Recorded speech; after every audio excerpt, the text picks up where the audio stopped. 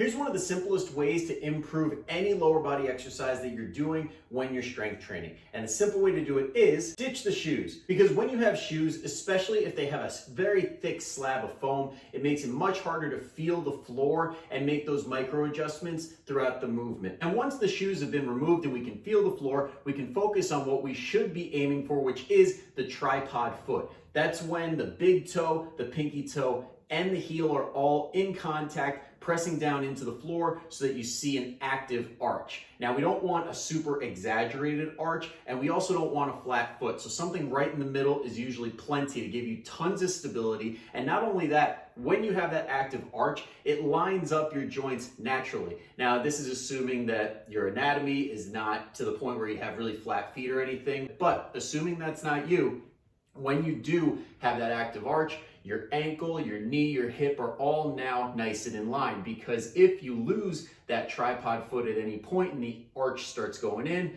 your knee starts caving in like that. Now, doing that during squats, RDLs, or anything like that, where you're progressively adding weight week after week after week on this collapsed arch, that can possibly create some problems. So we don't want to do that. This is why you see some high-level powerlifters training literally barefoot or in their socks or in slippers when they're competing, because it makes it easier for them to create that pressure on the ground and keep everything nice and in line so they can stay safe while they lift and lift a lot over time. And as an added bonus, it can even help increase your deadlift because you no longer have to travel that extra inch or two to get down to the bar. So that reduced bar path can help a lot with increasing strength. Now, this being said, a lot of gyms are not too fond of the idea of a bunch of people walking around barefoot. So feel free to do it in your socks if that's allowed, or find a shoe that has a very thin sole, something like a Converse, Vivo Barefoot, something like that, where you don't have a lot of space between you and the floor.